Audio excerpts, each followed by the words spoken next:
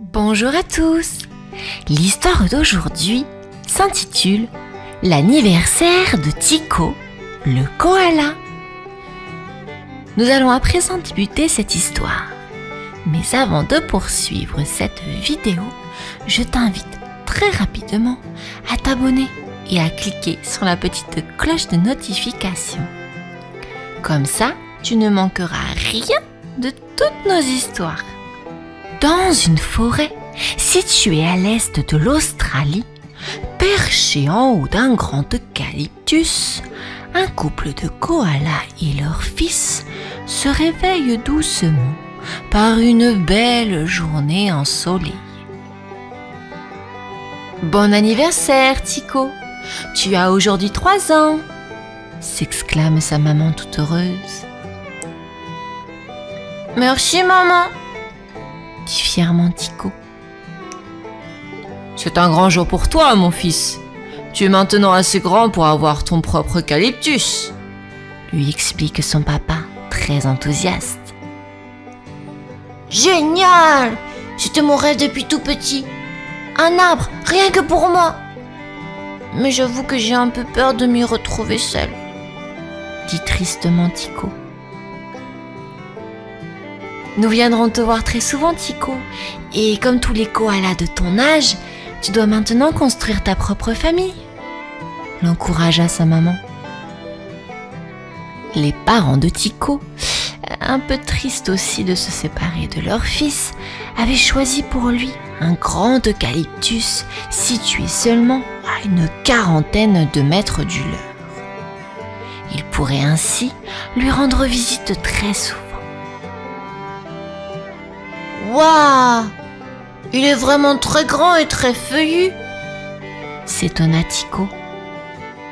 Tu es notre seul fils, alors nous avons choisi pour toi le plus bel arbre de la forêt, lui dit fièrement son papa.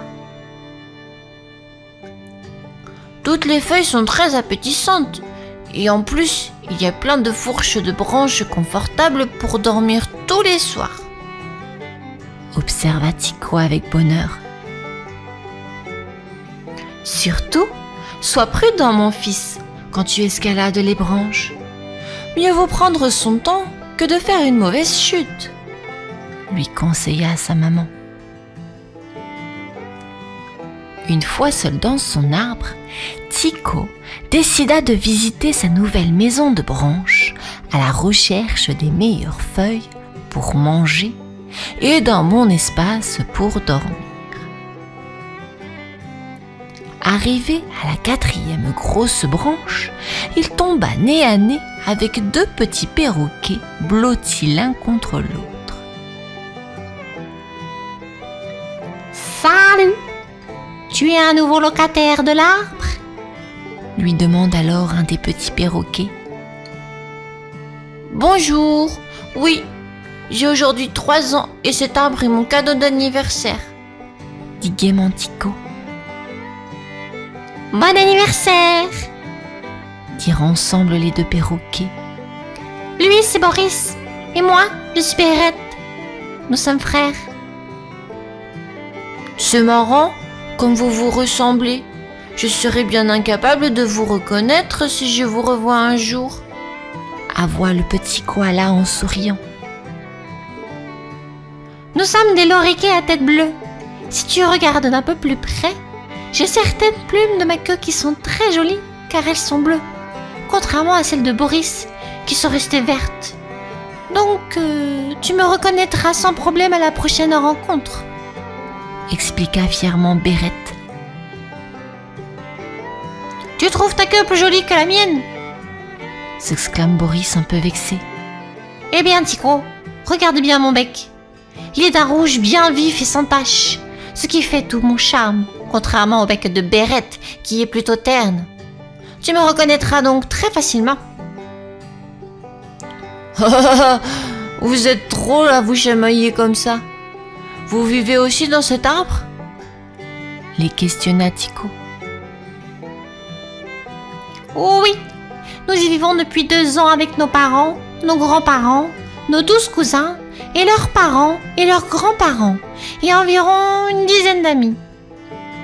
À la base de la 5e branche, tu découvriras un trou dans le tronc, dans lequel nos femelles couvent une dizaine d'œufs et protègent les nouveau-nés, qui sont au nombre de 15.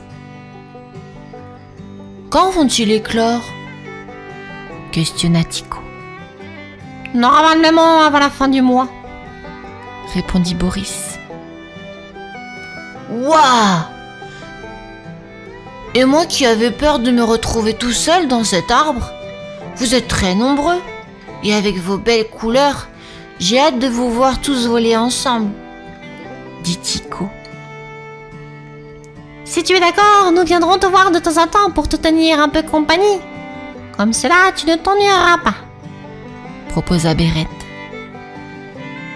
Oh oui, avec grand plaisir, s'exclama avec joie Tycho. Tycho était heureux, mais le lendemain, il reçut la visite des parents de Boris et de Bérette, et ils avaient l'air très mécontents. Bonjour, monsieur Koala. Nous venons te voir pour te dire que ta présence dans cet arbre n'est pas la bienvenue. Tu manges les feuilles de notre eucalyptus et à cause de cela, nous avons peur qu'il n'ait bientôt plus assez pour pouvoir nous protéger du soleil et des prédateurs, dit avec aplomb le père Loriquet. Mais je ne prélève que quelques feuilles tous les jours et veille à ne pas prendre les nouvelles pousses, dit timidement Tycho le koala. Oui, mais après tu auras une femme, puis des enfants koala. Et là, vous mangerez tellement qu'une fois toutes les feuilles disparues, vous changerez d'arbre en laissant celui-ci sans vie. Et surtout, nous, les Loriquets, serons aussi obligés de déménager, expliqua la maman Loriquet, un peu énervée. Vous voulez donc que je parte, c'est bien cela? Demanda Tycho. Parfaitement, car notre famille était sur cet arbre bien avant toi. Tu dois te chercher un autre eucalyptus, pour le bien de tous, répond avec autorité le papa Loriquet. Très bien, je partirai demain matin, dit tristement Tycho. Le petit koala n'avait pas imaginé tous ces problèmes de cohabitation avec les autres hôtes de l'arbre. Bien que ses parents le lui aient offert en cadeau, il devait accepter de partir, sinon les Loriquets lui mèneraient la vie dure. Le lendemain matin, Tycho se réveilla en sursaut. Des centaines de cris d'oiseaux sonnaient comme une alarme. En regardant au-dessous de lui, sur les branches plus basses, il aperçut Bérette et Boris. Ils avaient l'air terrorisés. Tycho décida alors de les rejoindre. « Boris! Bérette! Mais qu'est-ce se passe-t-il de si grave ?» demanda en criant Tycho pour se faire entendre, tellement les cris des oiseaux étaient assourdissants. « Regardez tout en bas !» lui répondit affolée Bérette. Tycho se pencha et aperçut un énorme serpent, un python améthyste de plus de 4 mètres de long, qui grimpait tranquillement le long du tronc en direction des branches supérieures. « Vous pouvez tous vous envoler pour lui échapper, non ?» leur dit Tycho le koala. « Tu ne comprends pas !»« Tu ne comprends pas. Il veut atteindre la 5e branche pour dévorer tous nos bébés Loriquets et nos œufs !» s'écria Boris. Tycho évalua à 3 mètres la distance qui restait au serpent pour atteindre son but. Bien que les Loriquets fussent très nombreux, ils étaient bien impuissants devant la taille et la puissance de ce terrible prédateur. Comment les aider ? Se demanda alors Tycho, car lui aussi n'avait pas envie de finir dans l'estomac du serpent. Alors, il eut une idée. Malgré les risques de chute, et pour ne pas rencontrer le serpent, il entreprit de descendre de l'arbre en passant par les extrémités des branches. Avec lenteur, mais assurance, il arriva bientôt à 2 mètres du sol.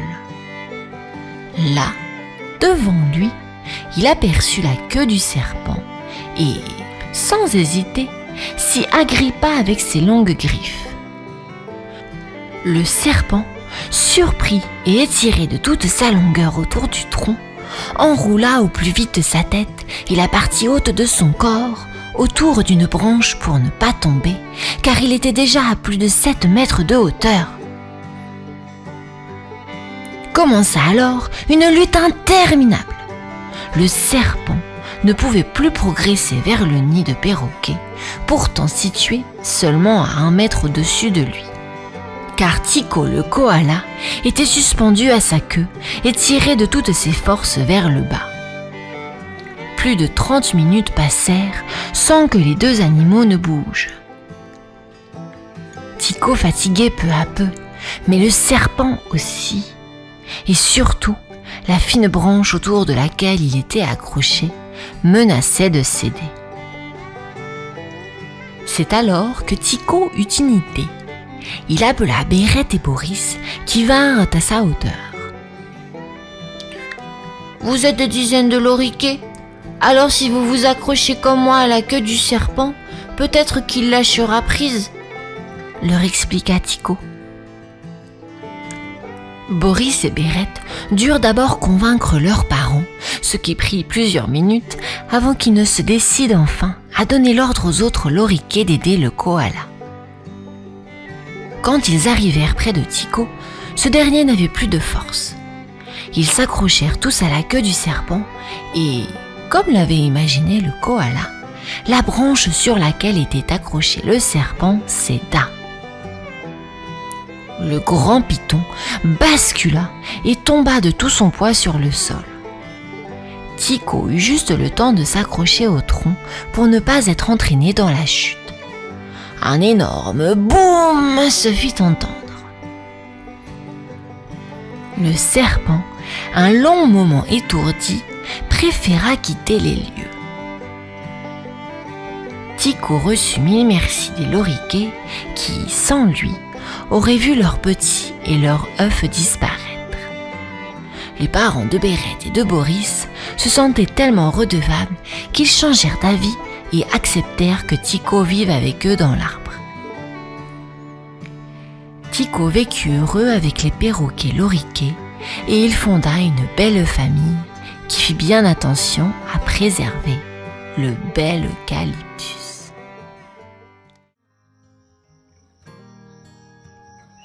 Coccinella, la coccinelle, vole très haut dans le ciel.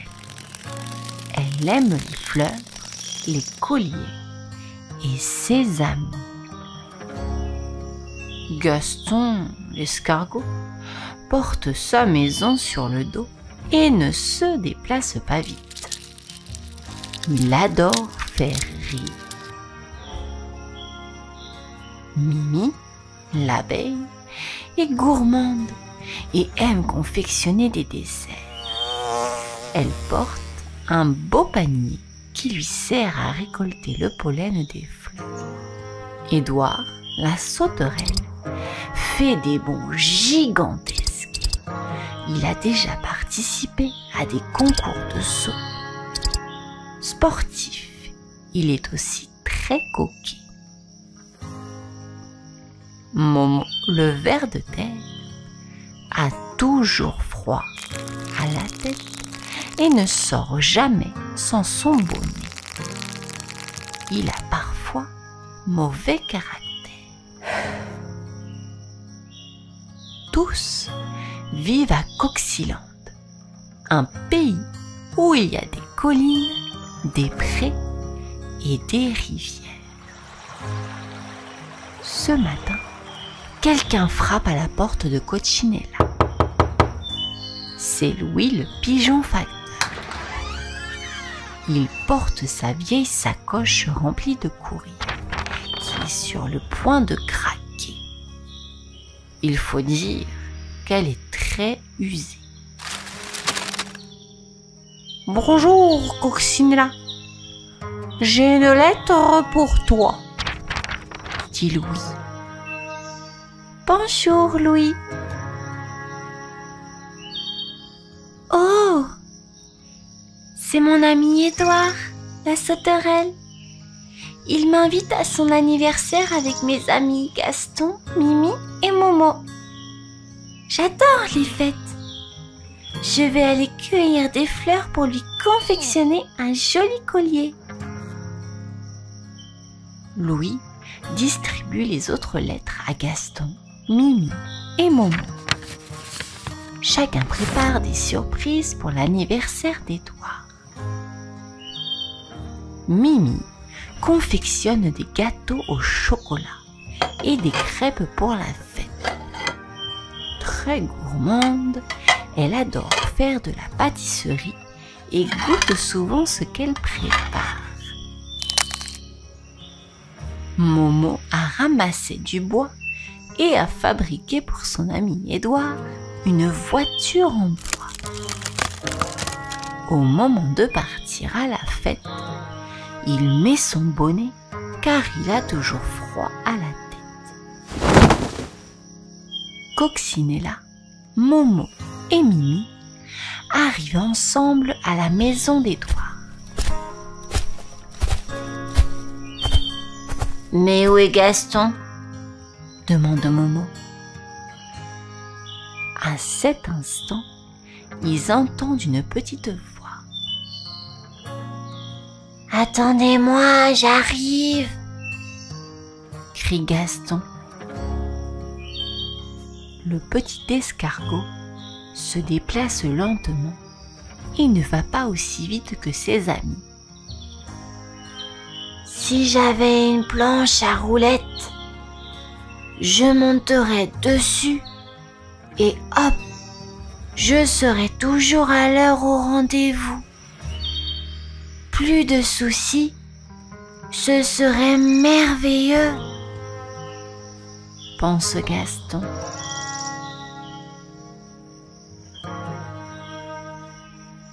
Les trois amis sonnent à la porte d'Édouard.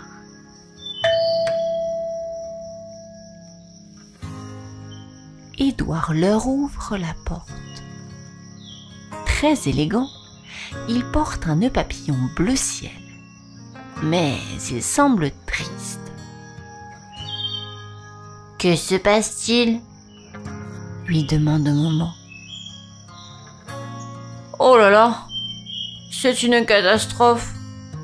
J'ai laissé mon gâteau d'anniversaire sur le bord de la fenêtre pour qu'il refroidisse.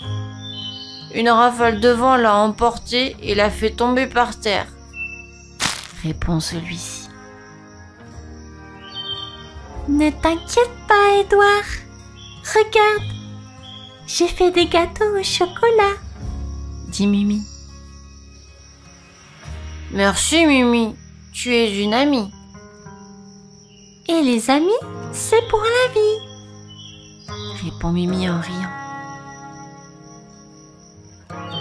Coccinella offre à Édouard un collier de fleurs, Momo une voiture en bois. « Oh, merci mes amis, » dit Édouard, très content de ses cadeaux. Quant à Gaston, il a inventé des histoires drôles pour l'anniversaire d'Édouard. Ses amis se mettent à rire. Bien vite, c'est le fou rire général. « Bravo, bravo Gaston !» disent-ils en chœur. Coccinella demande à Édouard. « Dis Édouard, tu as des photos de toi quand tu étais petit ?» La fête ne fait que commencer. C'est le moment de souffler les bougies. Édouard décide d'aller au grenier chercher son album de photos.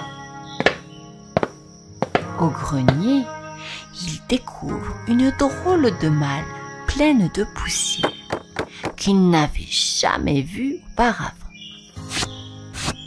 Il la porte à ses amis. « Oh, un trésor! Ouvre vite! Ouvre vite !» disent ses amis impatients. « Il n'y a rien dedans !» dit Momo déçu. « Et si c'était la malle magique de Coxyland, celle que personne n'a jamais trouvée ?» dit Gaston. « Qu'a-t-elle de si magique ?» questionne Coccinella. « Si des amis font un souhait en même temps, alors tous les vœux se réalisent, répond Gaston. Essayons, s'exclame Édouard.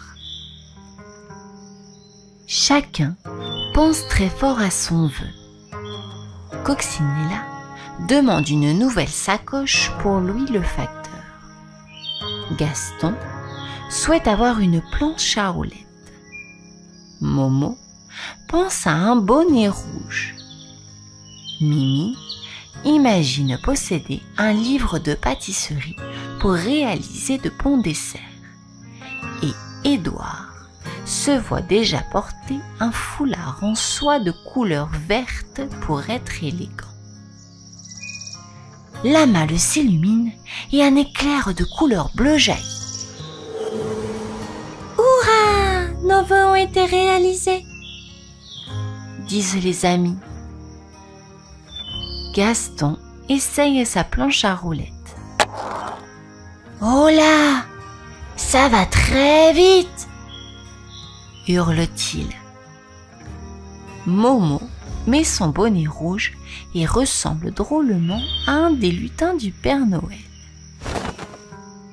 Mimi, quant à elle, se plonge dans son livre de pâtisserie pour choisir son prochain gâteau. Édouard part vite chercher un miroir pour voir son beau foulard vert de soie. Coccinella, en prenant la sacoche destinée à Louis, s'aperçoit que la malle a laissé dans un coin un cadeau avec une étiquette. Pour Coccinella. Toute contente, elle ouvre le paquet et découvre un joli collier fait de pierres de toutes les couleurs. Personne ne fait attention à la malle qui disparaît de la maison d'Édouard. Aussi mystérieusement qu'elle est apparue, elle est partie se cacher dans un nouvel endroit mystérieux. Mais où cela peut-il bien être? Peut-être chez toi? Qui sait? Sois attentif et peut-être la trouveras-tu. C'est ainsi que se termine notre histoire.